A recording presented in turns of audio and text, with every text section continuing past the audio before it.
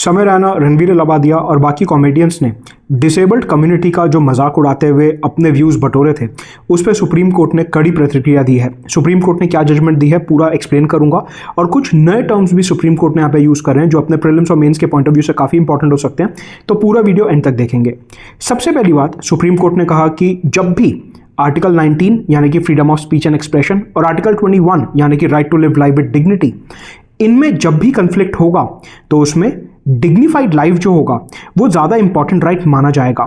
यानी कि अगर किसी के मजाक करने से, किसी के जोक करने से किसी की डिग्निटी खराब हो रही है, किसी की इज्जत खराब हो रही है, तो सुप्रीम कोर्ट ने कहा कि ऐसे में डिग्निटी को ज़्यादा प्रेफरेंस दिया जाएगा than freedom of speech and expression. यानी कि आर्टिकल 21 और आर्टिकल 19 के कंफ्लिक्ट में 21 ज़्यादा इंपॉर्टेंट है।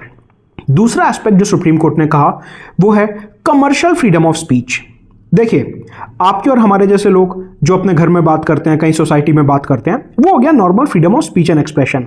लेकिन ऐसे लोग जो अपना freedom of speech and expression से पैसा कमाते हैं, उसे कमर्शियल फ्रीडम ऑफ स्पीच बोले आता है। जैसे कि समय रैना, वो कॉमेडी करते हैं, स्टैंड अप करते हैं, शोज वगैरह चलाते हैं, मतलब कि अपने चुटकुलों से, अपने जोक से पैसा कमा रहे हैं। सुप्रीम कोर्ट उसे कमर्शियल फ्रीडम ऑफ स्पीच बोलता है।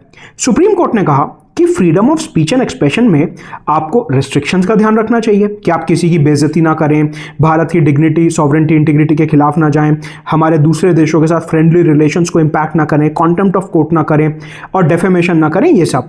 लेकिन अगर आप commercial freedom of speech and expression में इन्वॉल्व हो तो आपकी और ज्यादा जिम्मेदारी हो जाती है कि आपको कमर्शियल डोमेन में और ध्यान से इन रिस्ट्रिक्शंस को फॉलो करना है और मेक श्योर करना है कि आप कोई भी रिस्ट्रिक्शन को तोड़ते हुए पैसा ना कमाएं।